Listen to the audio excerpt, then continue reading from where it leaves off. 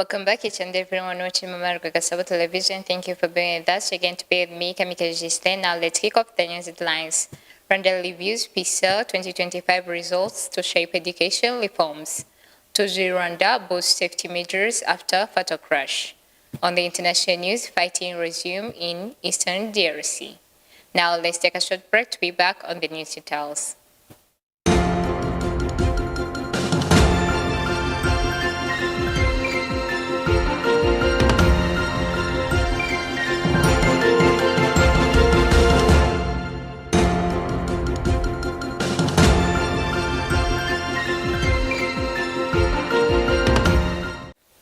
Welcome back. Let's start in Rwanda. Education stakeholders in Rwanda have convened new review findings from the Organization for Economic Cooperation and Development on the Program for International Student Assessment, Pisa.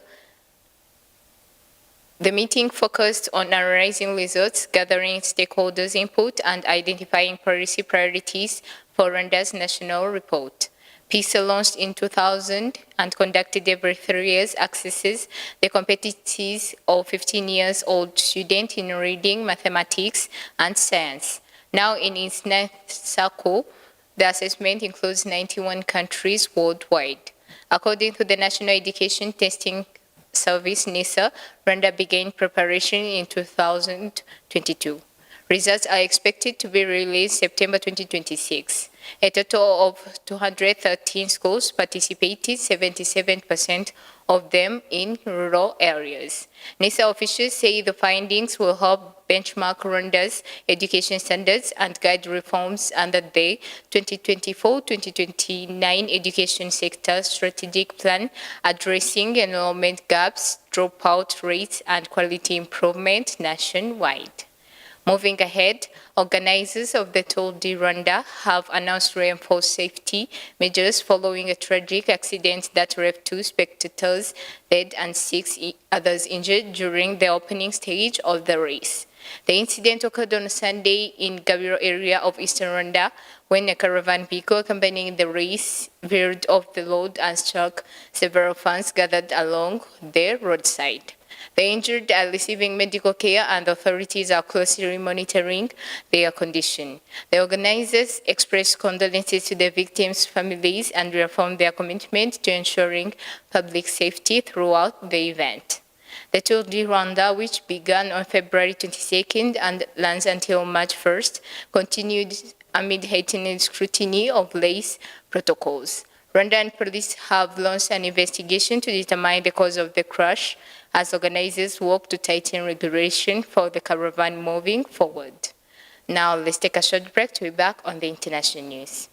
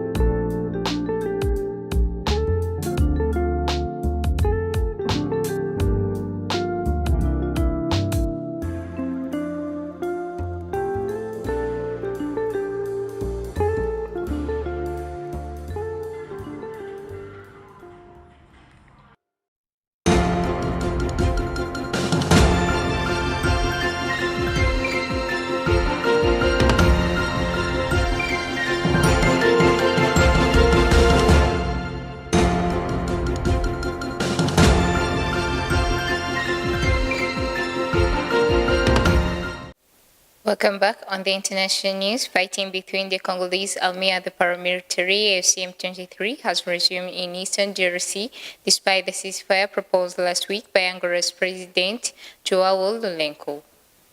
On the international news, latest in Africa, where fighting has resumed in Eastern Democratic Republic of Congo between the National Army and the AFC-M23 rebel group, despite a ceasefire proposed last week by Angola's President Joao Lourenço. Both sides accuse each other of violating the truce. The government in Kinshasa claims the rebels are using the ceasefire to strengthen their positions while continuing diplomatic talks. Uvira's Mayor Kifara Kapenda said the government seeks peace, accusing the rebels of rooting and expanding their control.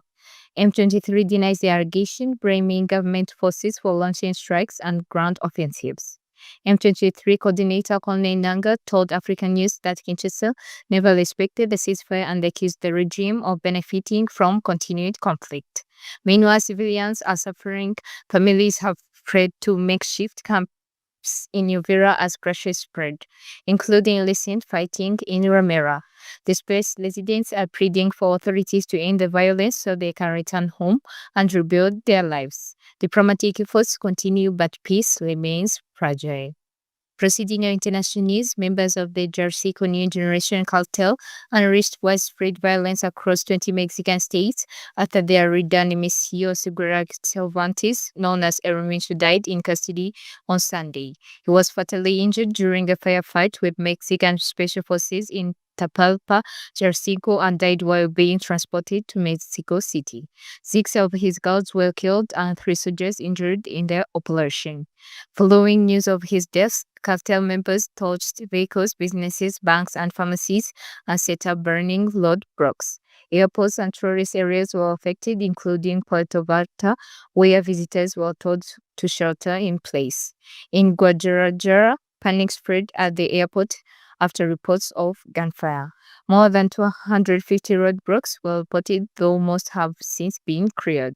Authorities arrested 25 people linked to the unrest.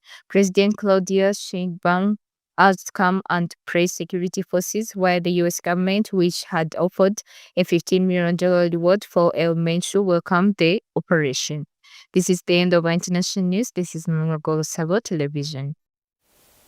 As we come to the end of our news edition, let's remind you of the top stories that we talked about. Rwanda reviews Pisa 2025 results to shape educational reforms.